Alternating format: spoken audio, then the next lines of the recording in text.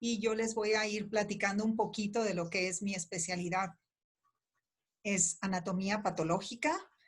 Es una especialidad muy bonita, muy interesante.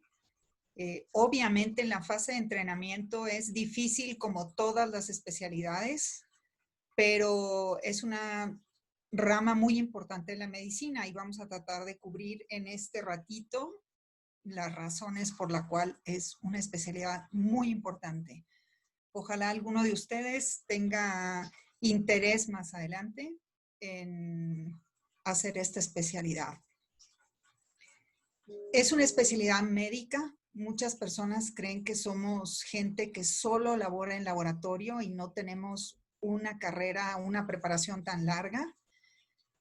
Y bueno, es difícil luego hacer entender a los otros médicos y a otras personas la importancia de nuestro trabajo, porque la verdad es un trabajo extenuante, pero muy bonito.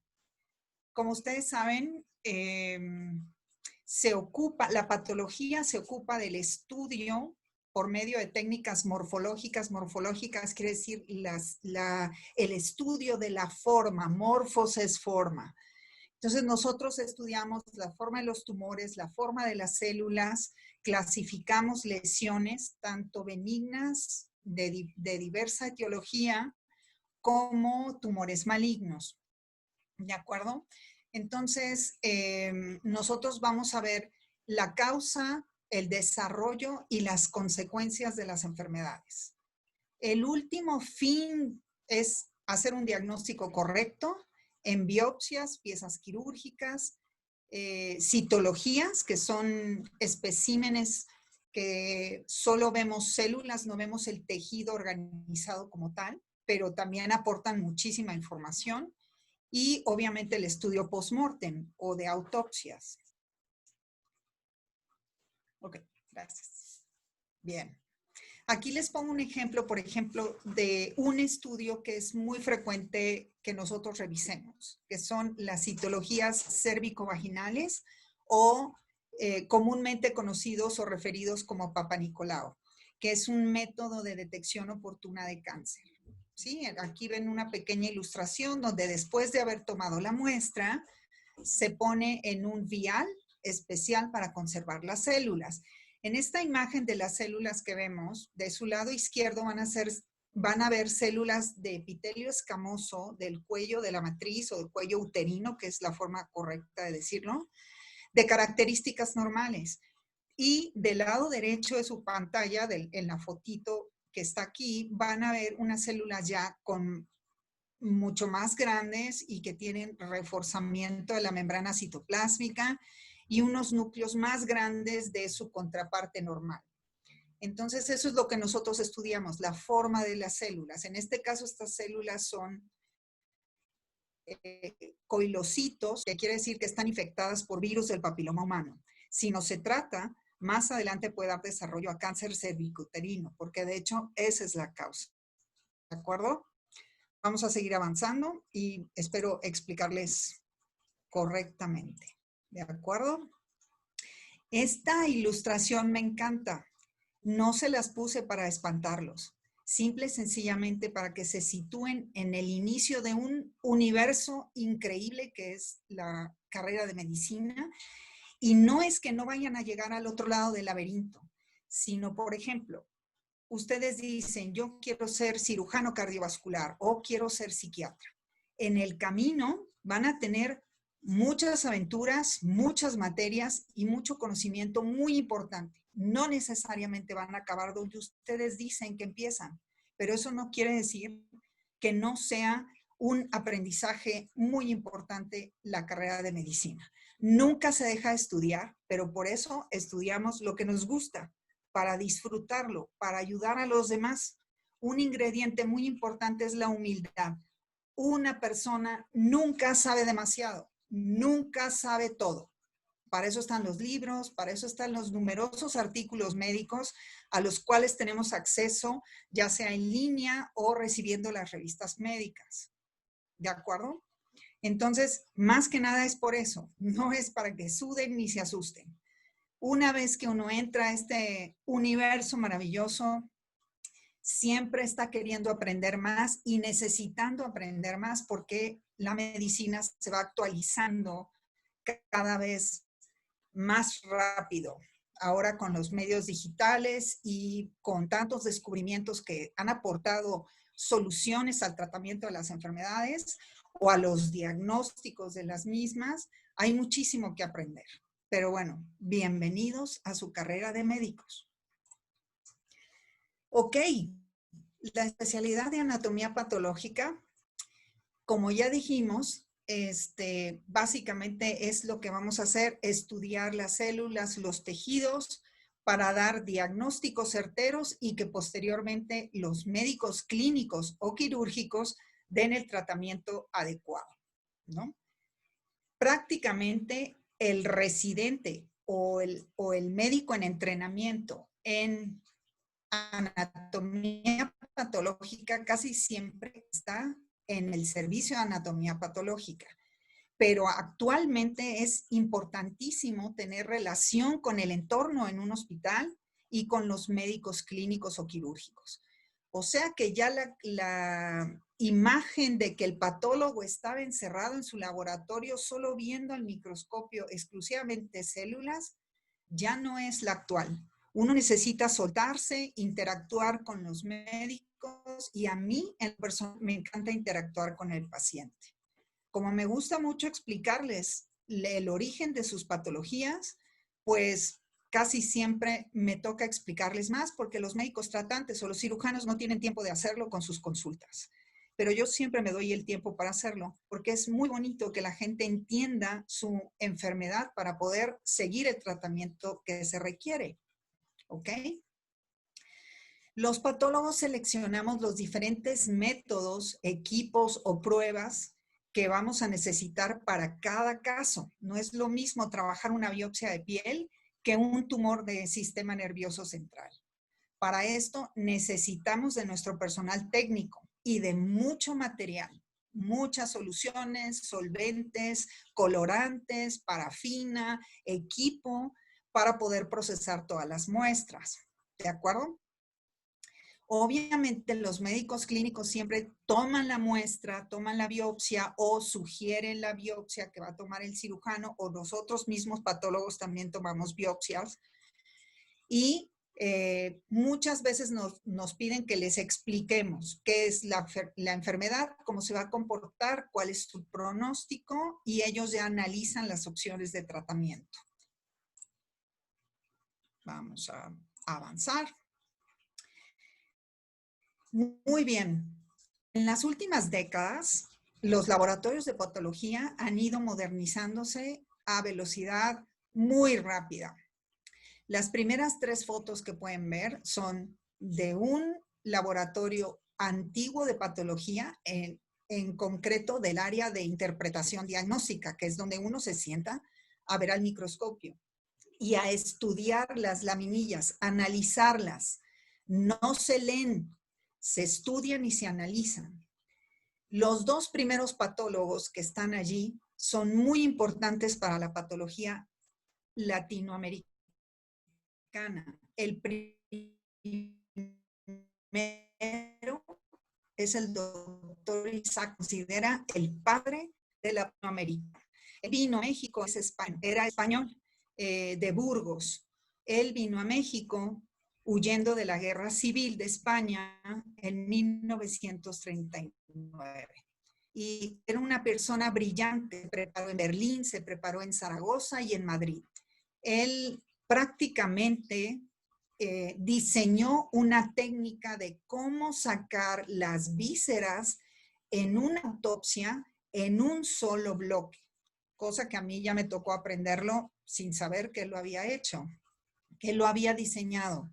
Es decir, con una incisión tóraco-abdominal, se diseca a través del cuello para tomar el bloque laringio cardiovascular, cardiopulmonar, con todo y diafragma y el resto de las vísceras abdominales, con todo y vísceras suprarrenales. Entonces, esta técnica prácticamente él llegó, fundó el laboratorio de patología de la UNAM, de la Universidad Autónoma de México, y fue un excelente patólogo.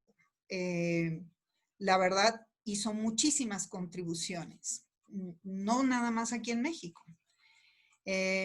Después está su alumno predilecto, que es el patólogo más importante que ha tenido México y que todavía está en activo, el doctor Rui Pérez Tamayo, director de la Unidad de Patología Experimental de la Universidad Nacional Autónoma de México, fundador del Departamento de Patología del Hospital General de México, y nació en 1924. Es un agente que tiene más de 130 publicaciones, incluyendo 59 libros, y es un patólogo muy, muy importante que ha hecho grandes contribuciones a la patología nacional.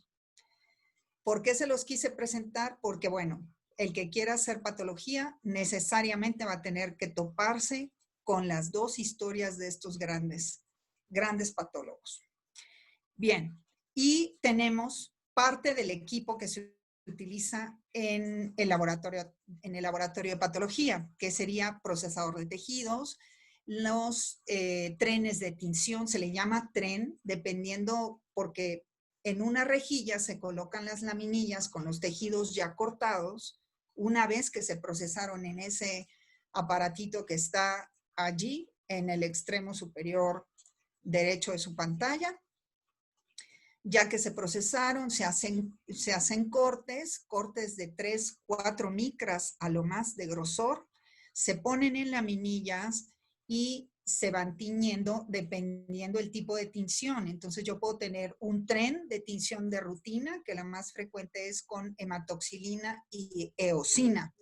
La hematoxilina tiñe los núcleos de las células de morado, y el citoplasma en tonos variantes de rosa. Esa es la tinción de rutina y el 90% de los diagnósticos se pueden hacer con esta tinción. Obviamente, en las otras fotografías pueden ver diferentes equipos como el microtomo, que es el que hace los cortes tan delgaditos, los baños de flotación, porque cuando uno corta el bloque de parafina, esto lo hace el personal técnico, extiende como una hojita, como un papiro diminuto sobre agua caliente para que se extienda, y de ahí el técnico con mucha práctica, técnico histotecnólogo que tiene que estudiar para hacerlo, por supuesto, lo toma con la laminilla, después lo pone en una rejilla que se llama canastilla. Ya que llena la canastilla con todos los especímenes quirúrgicos que va a cortar ese día, los pone al horno a que se le quite la parafina y solo quede el tejido pegado a la laminilla, el cual después se va a teñir en diferentes soluciones. Obviamente primero se fija con alcohol de 96, alcohol absoluto, Gilol, y después va pasando por diferentes colorantes hasta que toma, dependiendo del tipo de tinción, el colorante que utilizamos y el tiempo que se queda en ese colorante. También hasta abajo les puse lo que es una sala de autopsias de un hospital. Ahí hay 3 grandes mesas de acero que obviamente tienen ciertas perforaciones y su sistema de drenaje y de agua para poder enjuagar cuando se hace un estudio post-mortem. En la actualidad, los hospitales, tanto privados como públicos, tienden a hacer menos autopsias. ¿Por qué? Porque la autopsia es un estudio muy caro. La verdad, se lleva mucho material, mucho tiempo invertido, y cae en desuso últimamente, pero en ciertos hospitales grandes se siguen haciendo autopsias. También la desinformación de los familiares, en fin, toda una serie de factores intervienen en si se va a hacer o no un estudio post-mortem. Por lo menos se trata de obtener biopsias post-mortem para tratar de llegar al diagnóstico y a la causa de la muerte. ¿De acuerdo? Obviamente hay área de interpretación diagnóstica, están sentados viendo al microscopio, y hay otras pruebas más elaboradas como inmunohistoquímica, hibridación in situ, biología molecular, que ya requieren de varios pasos más específicos que no son realizados, digamos, en la rutina, ¿no? ¿Cómo es un día normal de trabajo del patólogo?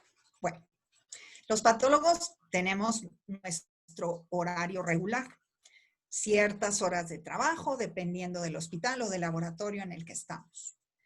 Pero podemos tener guardias intrahospitalarias, podemos tener estudios transoperatorios, que es cuando el cirujano está operando y necesita saber hasta dónde se extiende el tumor y nos manda ya sea todo el tumor completo para que analicemos los bordes o nos manda un pedacito de tumor cuando hay dudas si es benigno o maligno, hasta dónde va a seguir abarcando esa cirugía y nosotros tomamos ese pedacito, lo congelamos a menos 18 grados en un criostato, hacemos cortes que tratamos de que sean de 6 micras a lo más de grosor, se tiñen rápidamente, corremos, vamos al microscopio y decimos sí, benigno, maligno, hasta ahí, regrésate, corta más, etc. Es divertido, pero también estresante. Los patólogos solemos acudir y dirigir muchos congresos, porque como tenemos que estudiar muchas enfermedades de diferentes sistemas, sistema nervioso central, gastrointestinal, urogenital, en fin, entonces básicamente participamos en la explicación de las etiologías de las enfermedades. Etiologías es causa de las enfermedades. También tenemos nuestra faceta docente. A algunos se les da mejor que a otros. Pero bueno, los médicos clínicos usualmente nos buscan para que expliquemos, oye, ¿qué va a pasar en este caso? ¿Cómo se va a comportar? ¿Qué tan grave está?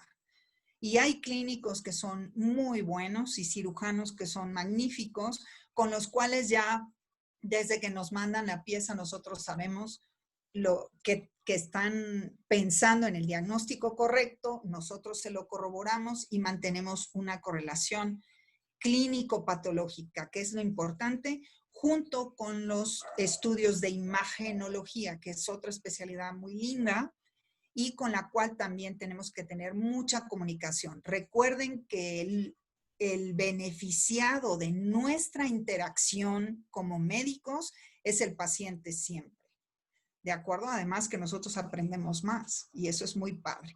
Aquí pueden ver un aula de telepatología donde están varios alumnos viendo en un microscopio de multicabezas o multicabezal o en la pantalla están viendo la misma laminilla controlada por el maestro casi siempre o la maestra.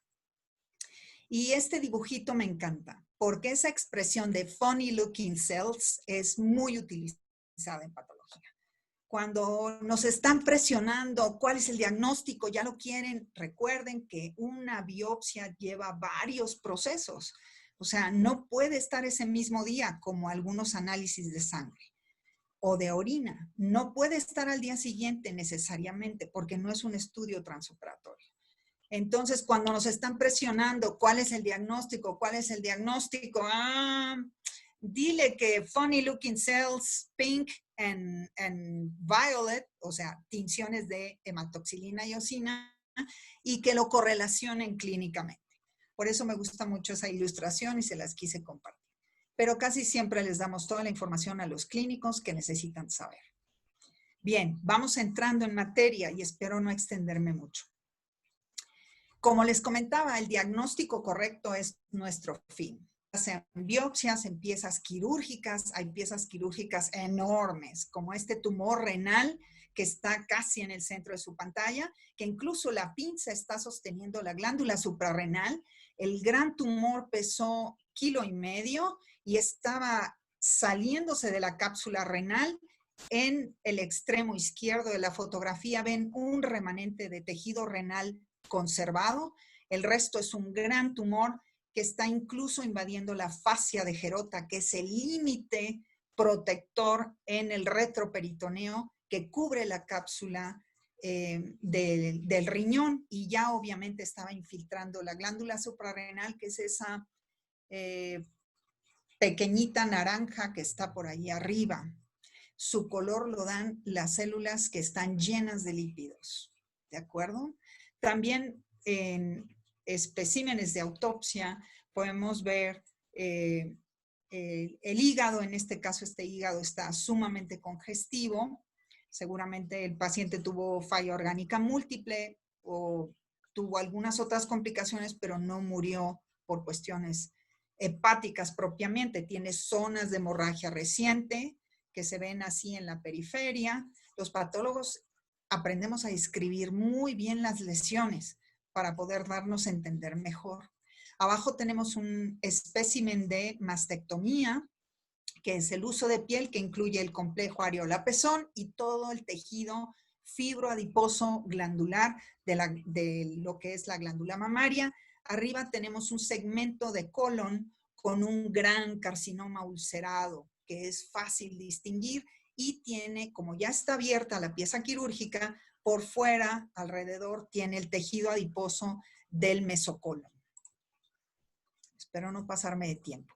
Estos son los diferentes tipos de microscopios utilizados en un laboratorio de patología quirúrgica hasta cierto punto rutinario.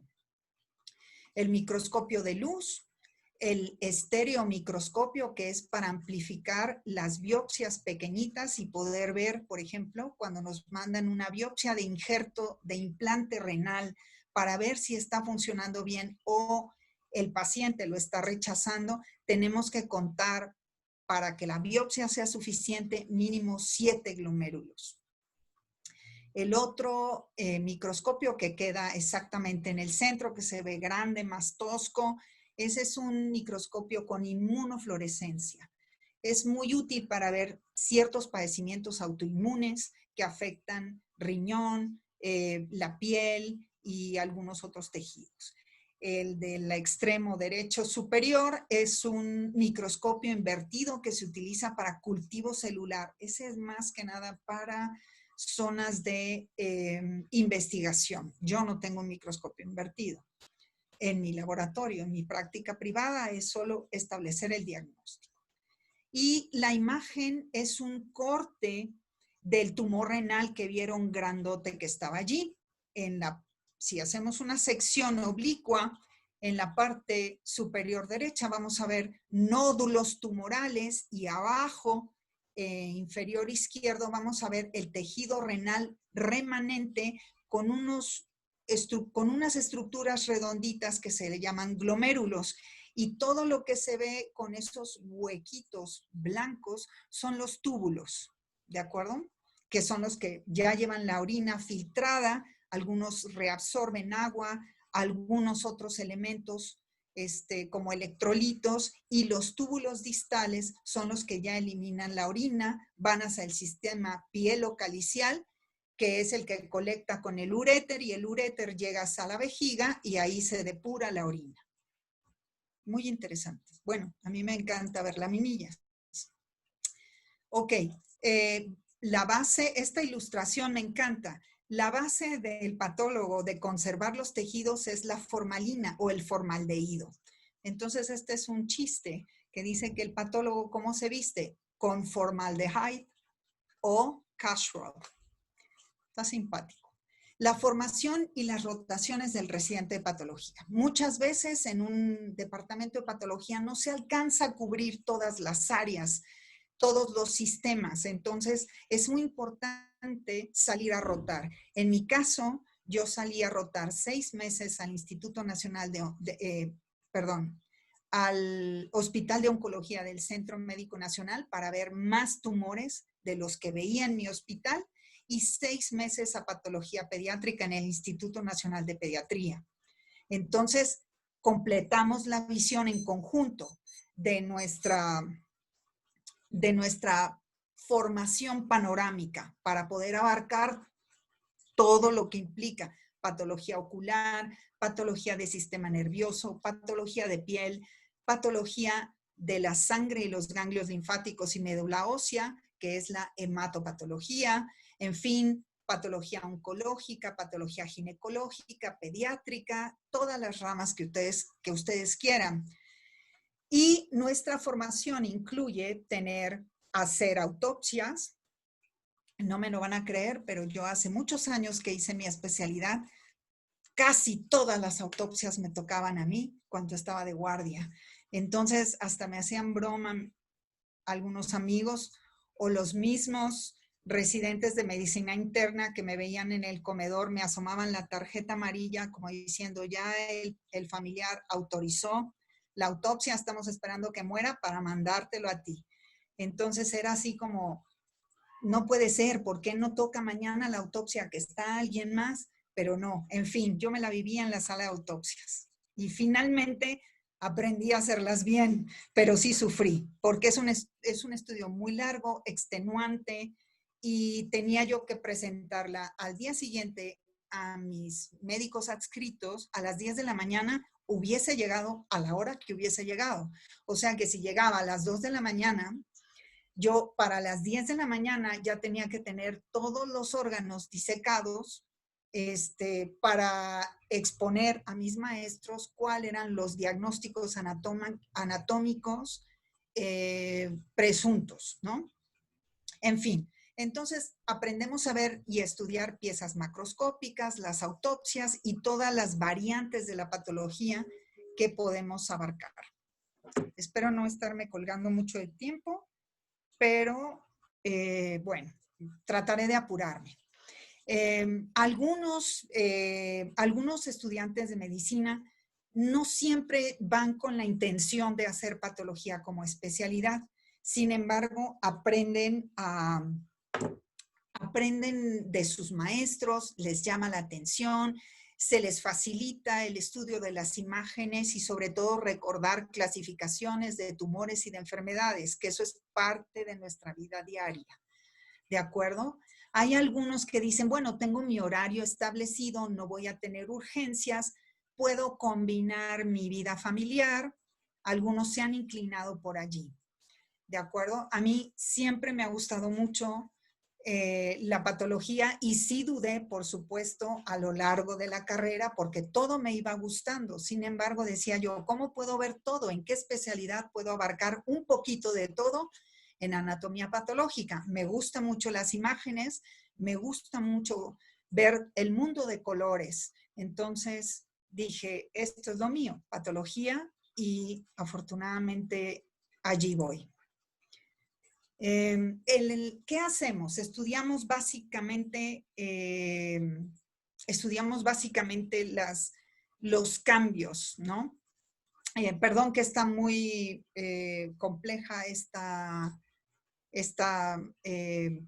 digamos, esta diapositiva, pero básicamente vemos los cambios de las células. Vemos atrofia, que es cuando ocurre una disminución del tamaño del órgano, puede ser por deficiente estimulación, hipertrofia, que es el cambio opuesto, y que por ejemplo aquí ponemos el ejemplo de ser fisiológica, como los músculos de un atleta están hipertróficos, ¿no? Hiperplasia es cuando se aumenta el número de células de un órgano, puede ser por estimulación, puede ser fisiológico, o bien puede ser algún proceso patológico, como por ejemplo en la mucosa endometrial dentro del útero, una estimulación excesiva por parte del ovario o alguna lesión en el ovario, produce crecimiento exagerado del endometrio y eso produce en la paciente sangrado anormal.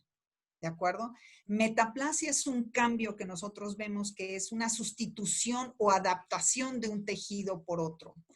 Y casi siempre es el resultado de alguna agresión del medio celular.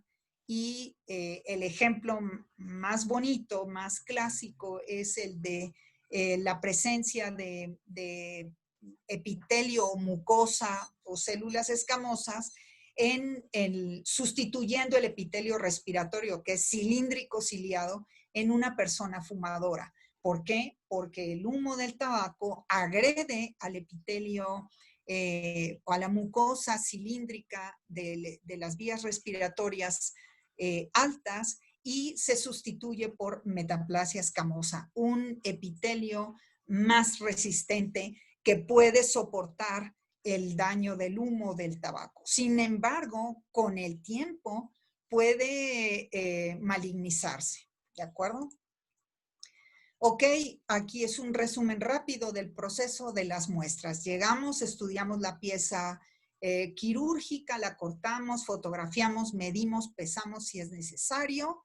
La fotografía en la patología es muy importante porque incluso puede servir como testimonio legal ante un caso de discrepancia o que le llamamos médico-legales, ¿no? Las diferentes técnicas, vamos a cortar, estudio transoperatorio en la parte central, los cortes por congelación, las imágenes histológicas, la tinción de hematoxilina y eosina en la parte inferior izquierda y un estudio de inmunohistoquímica con marcadores para específicos antígenos presentes en las células. Por eso es el contraste gris con café. Y lo que hacemos es estudiar en la rutina el bloque de parafina que está ahí, que es el que se va a cortar en un estudio definitivo para obtener una laminilla que es la que vamos a estudiar en el microscopio. También los patólogos vivimos clasificando tumores. No es que nosotros tengamos que hacer la clasificación ya está hecha por los expertos y se actualiza por la Organización Mundial de la Salud a lo más cada 2 años, a lo más. Hay algunos que antes, ¿no? Por ejemplo, los tumores del sistema nervioso central, este es un espécimen de un tumor en el lóbulo frontal de una joven de 24 años.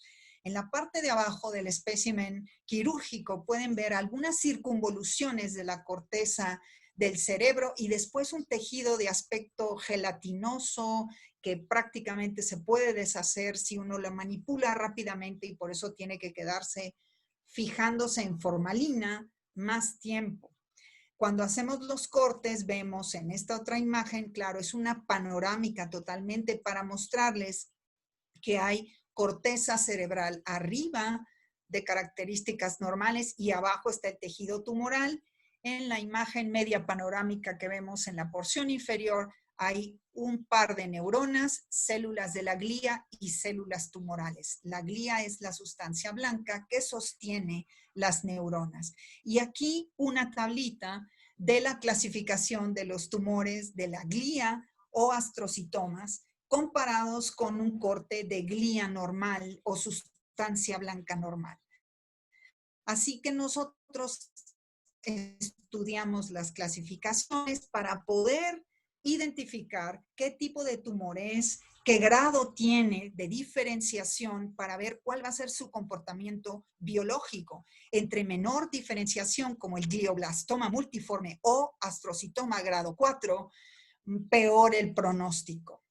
Y entre mayor grado de diferenciación como el astrocitoma grado o de bajo grado, mejor pronóstico. Es más, llegan a tener una sobrevida normal los pacientes. ¿Qué es lo que pasa con los tumores y las mutaciones genéticas? Todas las que están abajo en su pantalla. Todos los tumores son originados genes que mantienen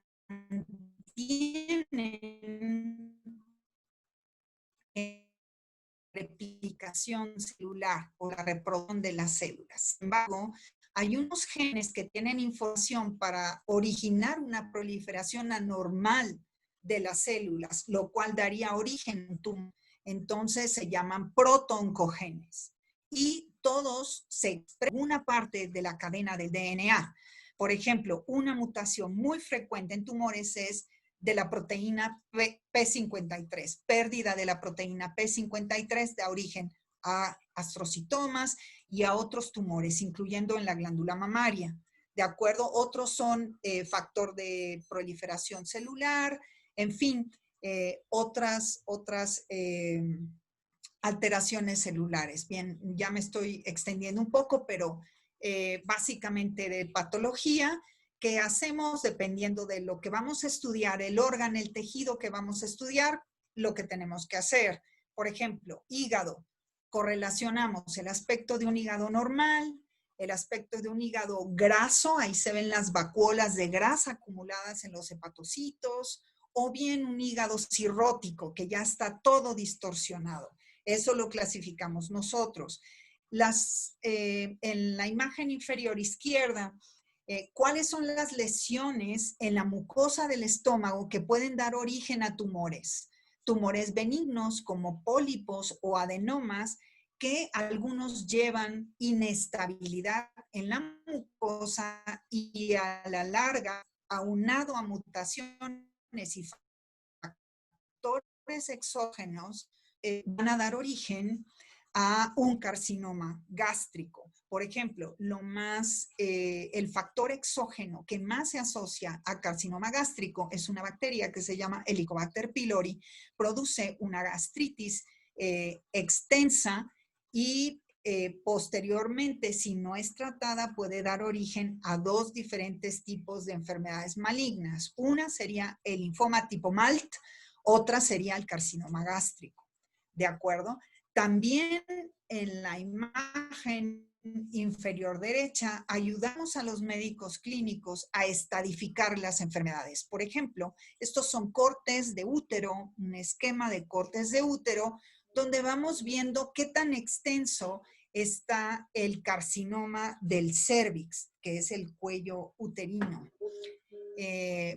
Entonces vemos el estadio 1A, 1B, conforme va infiltrando el carcinoma hasta incluso salirse del cuerpo uterino, ya es un estadio más avanzado y por lo tanto el pronóstico con respuesta a tratamiento no va a ser tan favorable como si hubiera sido en un estadio primario. Y así vamos analizando estadios de la enfermedad en el estómago, en el hígado, en el cuello de la matriz, en el cuerpo de la matriz o en el endometrio, en la glándula mamaria, en fin. Finalmente, este esquemita que les pongo aquí me encanta porque tiene las mutaciones genéticas más frecuentes asociadas al lugar donde van a dar origen a los tumores. Por ejemplo, P53, que ya les mencionaba, KRAS, y factor de crecimiento tumoral, EGFR, EGFR, en el pulmón, otras que dan origen a carcinoma, a sarcomas en el hueso, las enfermedades malignas o tumores malignos del hueso y tejidos blandos se les llama sarcomas, carcinomas se les llama a los tumores originados en glándulas, ¿de acuerdo? BRAF es otra mutación frecuente en colon, cáncer de colon, al igual de tumores intestinales como P53, KRAS, BRAF, son las más frecuentes, ¿no? Sin embargo, hay un sinfín de mutaciones, para lo cual mandamos a estudio molecular el tejido que queremos analizar y descartar la presencia de mutaciones. No sé, Andrea, si tenemos, no sé, chicos, si tenemos tiempo de avanzar un poquitín, ya que les platiqué un poquito de mi especialidad, que es muy interesante. Ojalá alguna de ustedes se interese en ello. No sé si quieran y tenemos tiempo suficiente para repasar un poquitín de lo que es el problema que tenemos encima con esta pandemia por SARS, coronavirus tipo 2. Tú me dices, Andrea, ¿seguimos o ya se nos acaba el tiempo? Porque según mi alarma ya hablé demasiado. No, no te preocupes, Susan. Si quieres, tú continúa ya. Si alguien tiene algún compromiso, cualquier cosa, ya pueden tomar la decisión de salirse, pero en cuanto a nosotros, estamos Ok. puedes continuar. Bueno, muchas gracias. Espero no aburrirlos porque luego se enfrasca una en este tipo de pláticas. Bien, todos ustedes seguramente han oído todo lo que estamos enfrentando ahorita con esta pandemia. Los coronavirus han existido previamente. Hay varios tipos de coronavirus descubiertos en aves de corral domésticas desde el año de 1930, por ahí, y han causado enfermedades respiratorias, gastrointestinales, hepáticas y neurológicas en animales. Solo 7 coronavirus conocidos causantes de enfermedades afectan a los seres humanos. La mayor parte de las veces cuadro común. En raras ocasiones pueden producir infecciones graves de las vías respiratorias inferiores. Ya estamos hablando de los bronquios terminales y de los alveolos, que son los espacios alveolares donde se hace el intercambio gaseoso, y afectan principalmente personas mayores o personas que tienen su sistema inmunológico comprometido. ¿De acuerdo? Aquí hay dos ilustraciones del coronavirus. En la parte izquierda es una foto coloreada de un microscopio electrónico de barrido, donde pone en tercera dimensión el tejido analizado y la presencia de las partículas virales. Y en la parte derecha es un modelo hecho en computadora de por qué se le llama coronavirus, porque tiene estas salientes en la cápside. Cápside se llama la cubierta que tienen los virus. Muy bien, 3 de los 7 coronavirus causan infecciones respiratorias en los seres humanos más graves. Ya vimos que 4 producen resfriado de tipo común, pero 3 causan enfermedades más graves, incluso mortales, con brotes importantes como el SARS coronavirus tipo 2, que es muy reciente y vamos aprendiendo sobre la marcha conforme pasan los días, que al parecer dio origen en un mercado que le llaman wet market, que es en China, que tienen sus costumbres alimenticias muy exóticas. Algunos consumidores quieren mantener al animal silvestre o exótico vivo y que lo maten para tener la carne más fresca en ese momento. Pero las instalaciones de estos tipos de mercados suelen ser muy deficientes, y entonces el agua con sangre de donde lavan los animales que matan, ahí se va estancando, y seguramente uno de estos animales era portador del coronavirus tipo 2 o SARS coronavirus tipo 2, que a la enfermedad se le llama COVID-19, enfermedad por coronavirus, coronavirus disease 19, porque fue descubierto, los primeros casos se reportaron en diciembre del 2019. Ok, eso ya ustedes lo saben. 2 brotes por coronavirus que causan enfermedades graves ya habían ocurrido antes. Uno que causó importantes estragos en el Medio Oriente fue el conocido como síndrome de MERS, y que al parecer era transmitido los camellos dromedarios, alguno de ellos fue el portador del virus, y también causó síndrome de estrés respiratorio agudo o insuficiencia respiratoria aguda.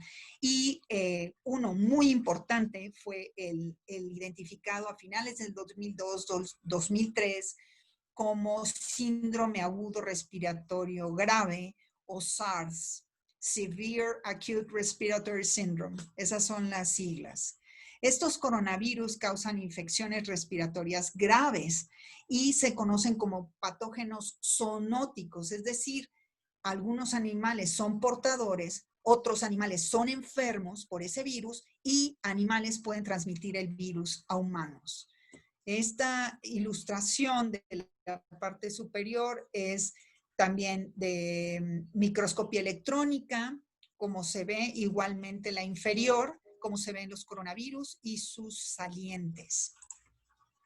Muy bien. La enfermedad por coronavirus 19 es una enfermedad respiratoria aguda, a veces grave. Hemos tenido muchos casos graves en el mundo, y está causada por este nuevo virus, SARS coronavirus type 2, tipo 2, type 2.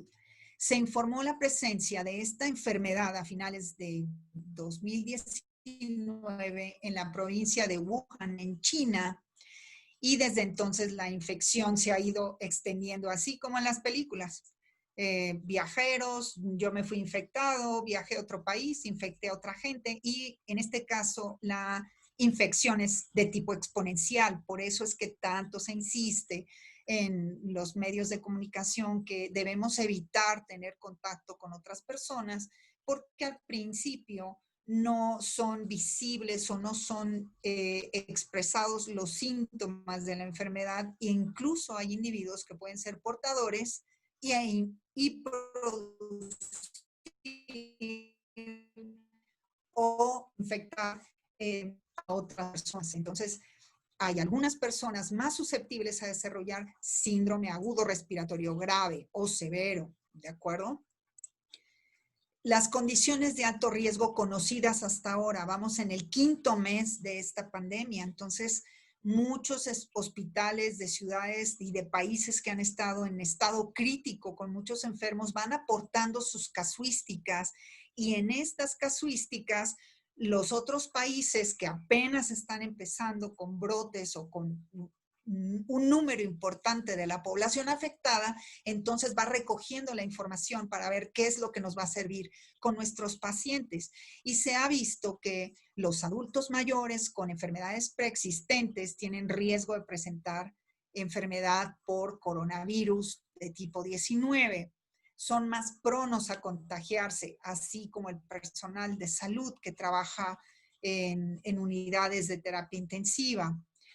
Personas mayores de 65 años o que vivan en algún asilo, enfermedades preexistentes a cualquier edad, sobre todo si no están bien controladas, como la frecuente diabetes mellitus o hipertensión arterial o insuficiencia cardíaca. Y aquí en negro les menciono las más importantes. Por ejemplo, enfermedad pulmonar crónica es conocida por las siglas de EPOC y es la que tienen los fumadores crónicos, o asma, que es hiperreactividad de los bronquios ante estímulos alergénicos.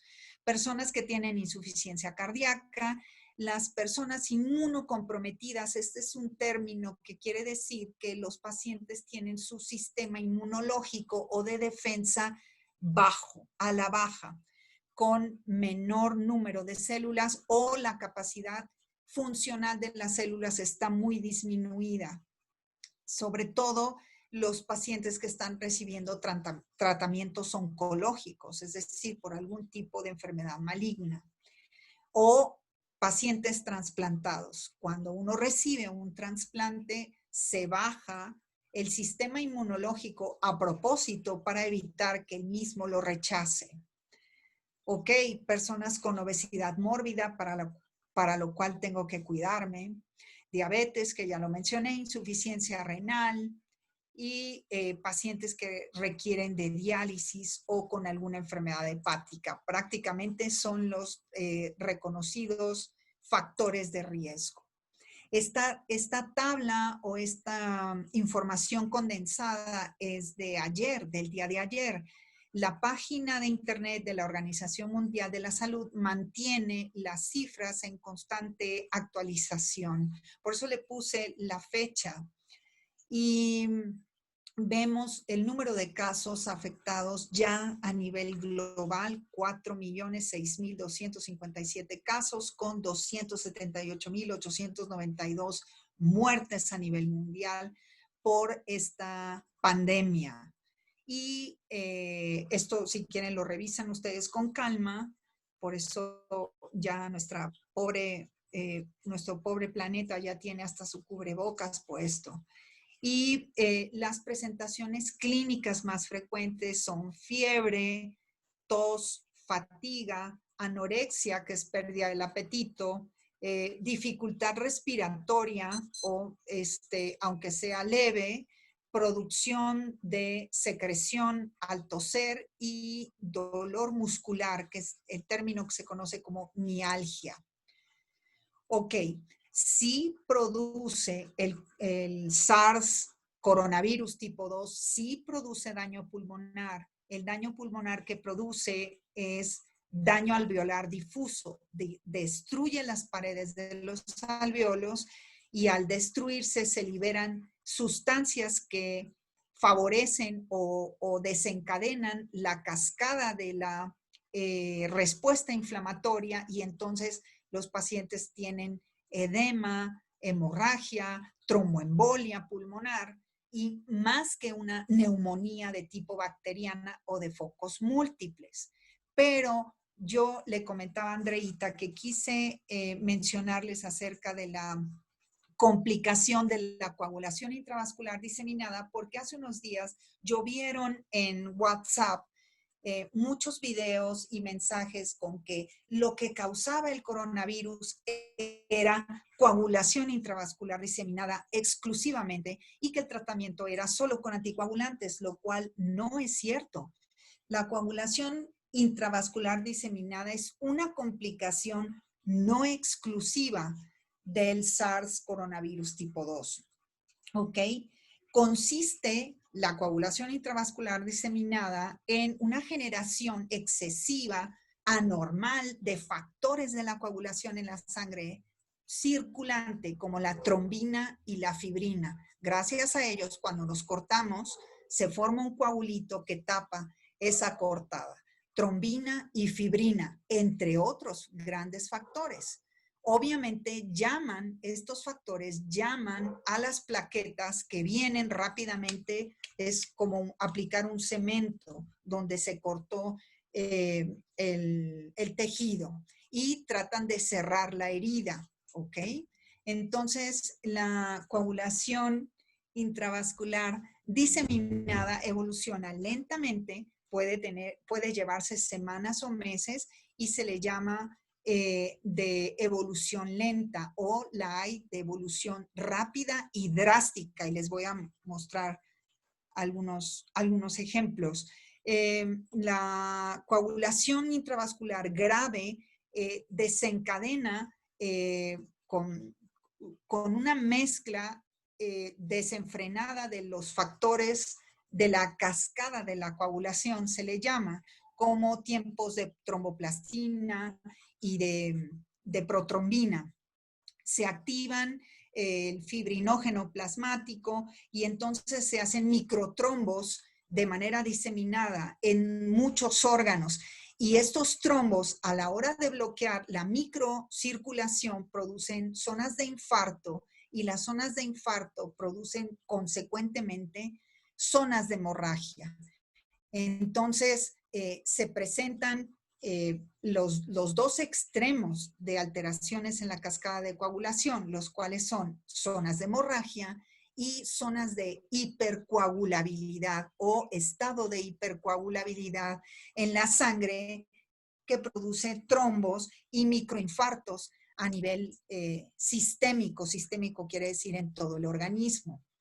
Entonces, bueno, esto lo revisan ustedes con calma si quieren. Incluso ahí les estoy dando una cita donde hay un video muy didáctico donde se puede explicar muy bien la coagulación intravascular diseminada. O sea que el tratamiento para la enfermedad por coronavirus tipo 2-19 no es exclusivamente anticoagulantes como muchos mensajes de WhatsApp lo han dicho o YouTube, etcétera, ¿no?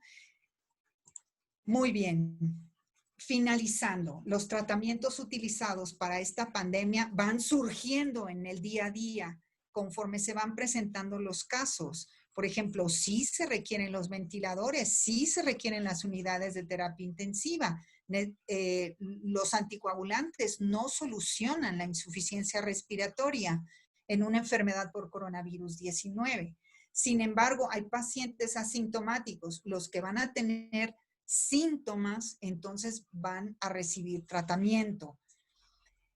Primero que nada, se han publicado y se han registrado 175 ensayos clínicos hasta el día de ayer sobre tratamientos y vacunas experimentales.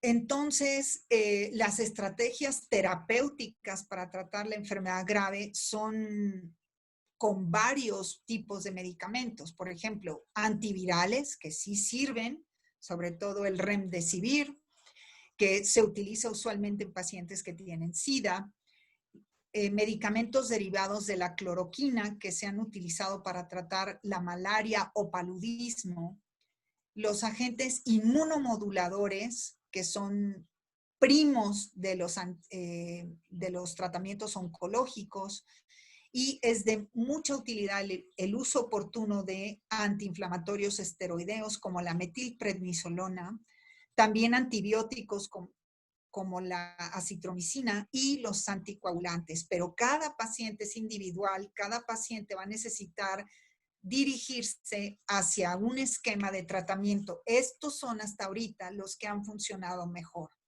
En la ciudad de Puebla, hasta el día de hoy, se ha aprobado el uso de plasma en pacientes previamente enfermos con coronavirus 19 que ya se han curado, y esto se ha utilizado en 10 pacientes complicados que están en terapia intensiva, de los cuales se ha visto respuesta favorable solo en 8. Esto lo están haciendo en la Clínica Ruiz, lo están registrando, lo están experimentando, pero obviamente no es un tratamiento muy accesible para todos, y obviamente tiene que ser para pacientes que ya están muy en situación muy comprometida por la enfermedad.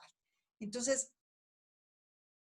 no me resta más que agradecerles su atención, comentarles que sí hay un Día Mundial dedicado a la patología, que es el 14 de noviembre.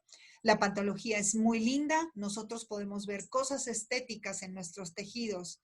El que fue mi jefe mientras yo hacía la especialidad decía que el patólogo era el único médico que podía disfrutar de las enfermedades. Y es que ver los tejidos es muy lindo al microscopio.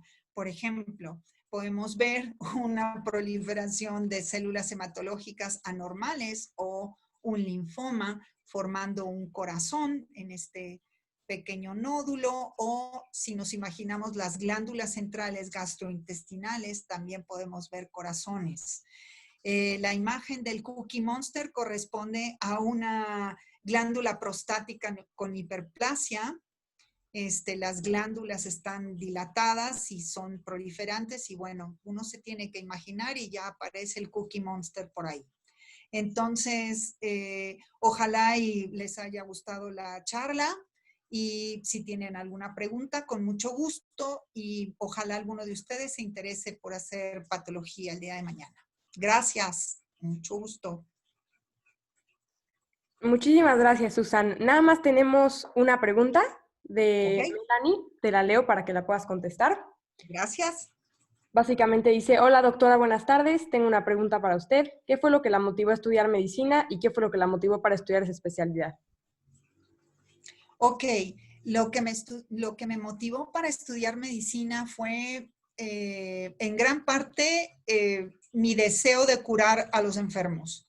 Me gustaba mucho recoger animales heridos en la playa. Yo soy de Veracruz, y recogíamos alguna gaviota que estaba herida, la curábamos, etc.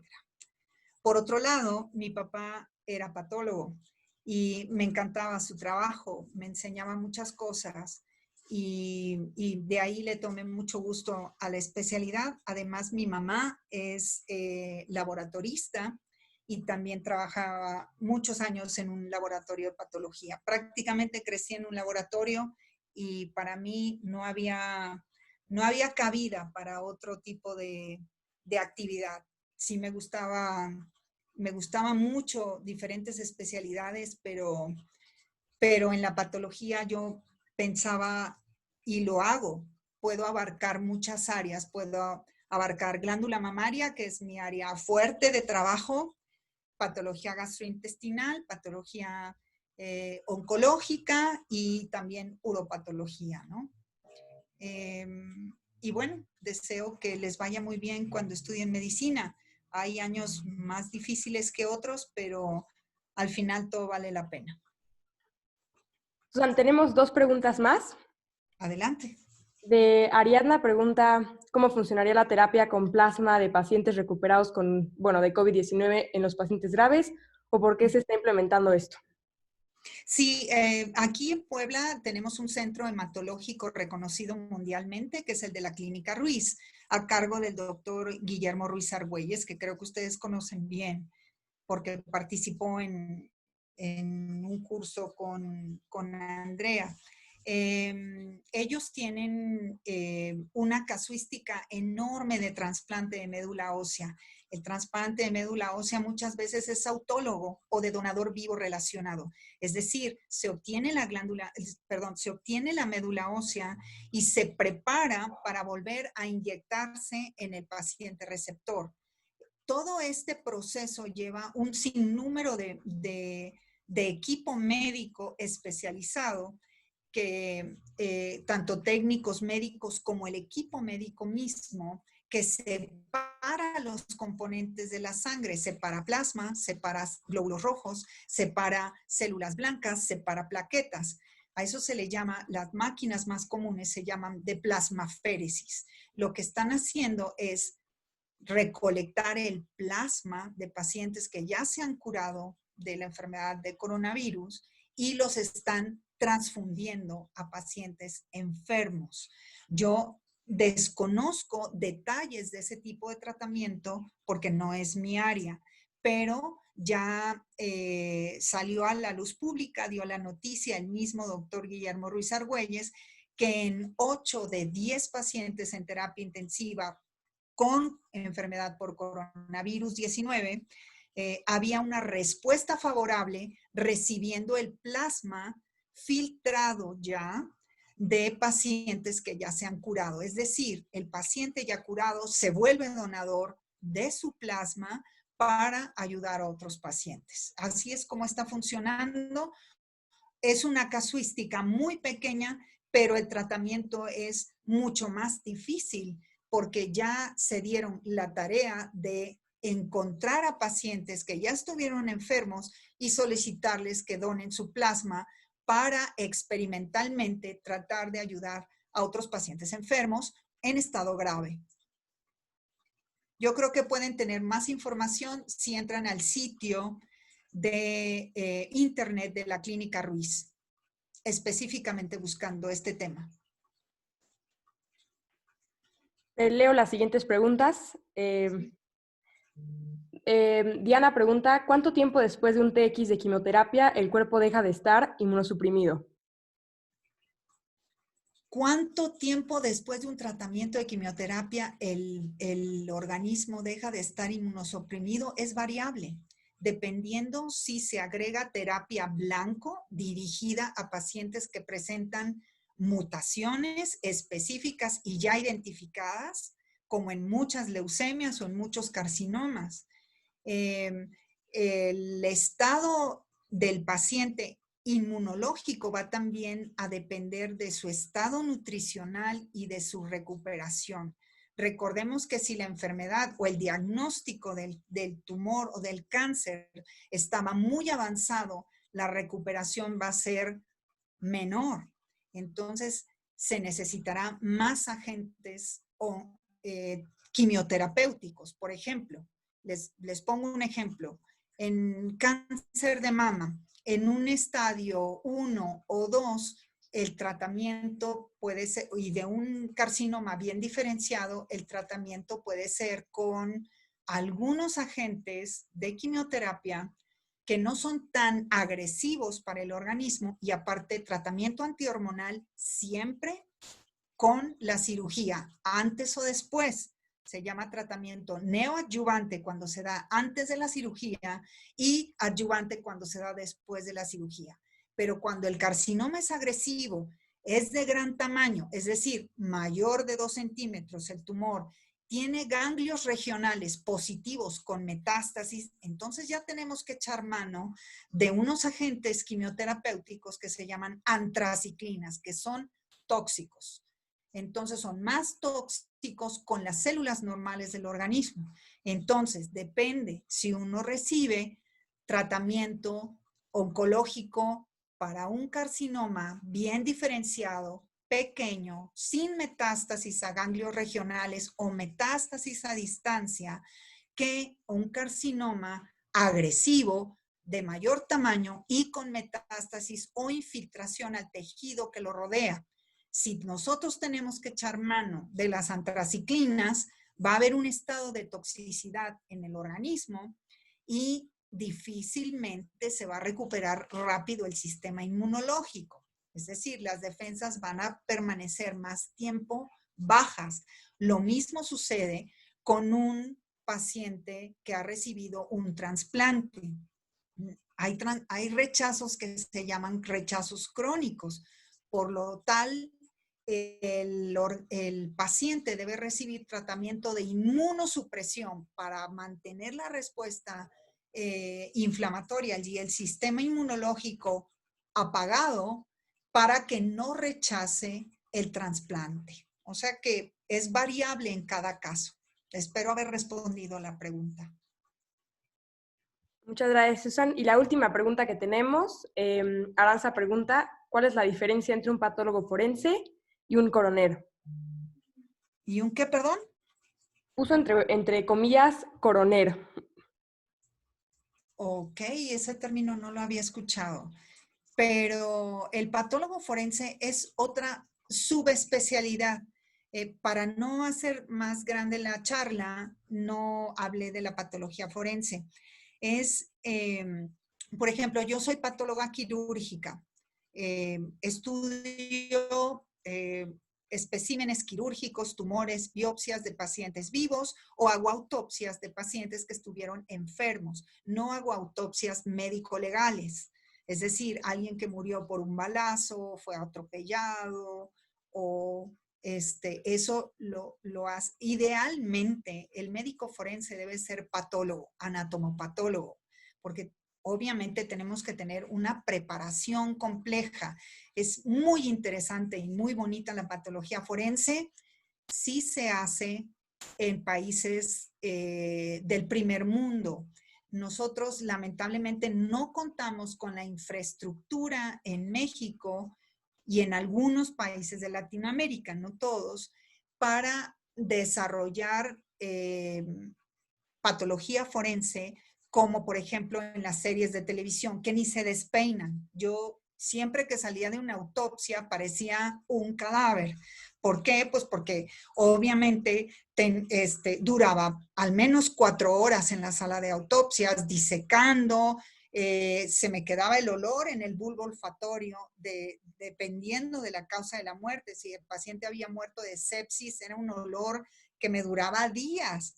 Y bueno, por supuesto, entre quitarnos el gorro, la careta, los guantes, etcétera, pues uno sale cansado porque además es un esfuerzo físico. Había pacientes que me sobrepasaban en talla y en peso. Entonces, vamos, disecar el bloque visceral era toda una aventura, la verdad. Y solo contábamos con técnico de autopsias durante el día. Y yo creo que el 50% de mis autopsias me tocaron en la noche. En fin, entonces buscamos la causa de la muerte orgánica o alguna complicación de un procedimiento quirúrgico. O bien analizamos biopsias, el patólogo quirúrgico. El patólogo forense es el que determina la causa de la muerte en condiciones no orgánicas o sospechosas o no claras o asociadas a algún evento de agresión. Y también analiza pacientes que han sufrido abuso, o sea, no necesariamente cadáveres, sino pacientes que han sufrido algún tipo de abuso o maltrato, o corrobora la causa de la muerte, por ejemplo, en el caso de suicidios. Es una ciencia muy, muy interesante y también es una especialidad espectacular. Sin embargo, a mí siempre me gustó más la patología quirúrgica y pienso que el patólogo forense debe de tener una cabeza, una mente muy fría, muy objetiva, y a mí con frecuencia me gana el lado subjetivo a la hora de tratar a mis pacientes. Tenemos una última pregunta. Encantada. Que dice, ¿cómo está el tema del uso de los antihipertensivos sobre el COVID-19? Se escuchaba que dependiendo del medicamento usado podría ser beneficioso o predisponer a un peor curso de la enfermedad. De los medicamentos me refiero más a los ISA y a los ARA2. Bien, no, los inhibidores de la angiotensina que se producen más en el sexo masculino, digamos que facilitan la ruta al alterar la cascada de la coagulación cuando hay infección del virus. Sin embargo, pacientes que son hipertensos mal controlados, es decir, que no toman sus medicamentos correctamente, son más susceptibles a los que están controlados, aunque tomen inhibidores de la enzima angiotensina. En la actualidad, se conoce como factor de riesgo el paciente hipertenso o insuficiente cardíaco que tiene necesidad de tomar estos medicamentos por lo mismo, porque facilita los estados de hipercoagulabilidad. En un principio se dijo, no, dejen de tomar el tratamiento de la hipertensión, porque se veía que los pacientes hipertensos se complicaban más fácilmente.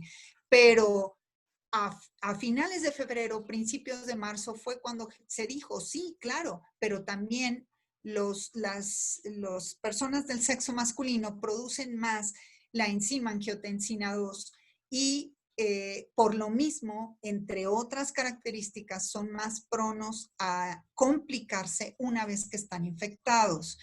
En la actualidad, de recibir tratamiento o no con los inhibidores para corregir la hipertensión o la insuficiencia cardíaca, es preferible utilizarlos y evitar contagios.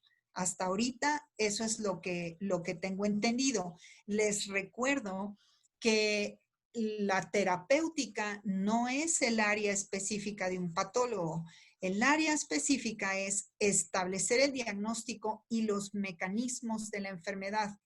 En cuestiones terapéuticas, obviamente sí tenemos relación porque al diagnosticar los carcinomas o los tumores, sabemos a cuáles les va a ir mejor con cierto tratamiento o con cierta cirugía.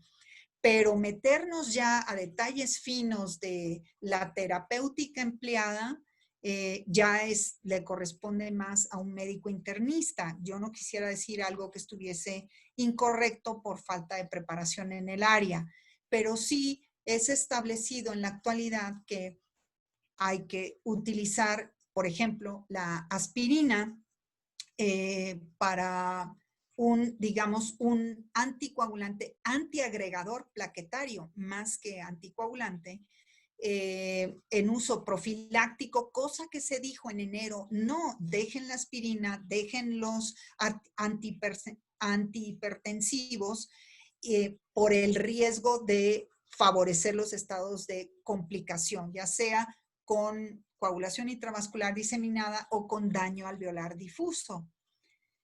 Pero en la actualidad solo son pacientes que tienen más riesgo, sin embargo, tienen que tener bajo control su estado hipertensivo. Es decir, la comorbilidad o el factor predisponente debe de estar lo más controlado posible para evitar una futura complicación si se llegan a contagiar del SARS coronavirus tipo 2. Doctora, esas son todas las preguntas que tenemos por el día de hoy. Muchísimas gracias por acompañarnos y a todos los que se unieron a la conferencia. Les agradecemos y les recordamos que vamos a tener la próxima conferencia el jueves de 5 a 6 para los que estén interesados. Va a ser una psicóloga que va a hablar sobre el tratamiento de la ansiedad, que también podemos usar para el manejo en la cuarentena. Entonces les agradecemos a todos por participar en esta nueva iniciativa que la organización está implementando y pues que tengan bonito día a todos. Muchas gracias. Muchas gracias. Hasta luego, gracias a todos. Gracias. Espero no haberlos aburrido.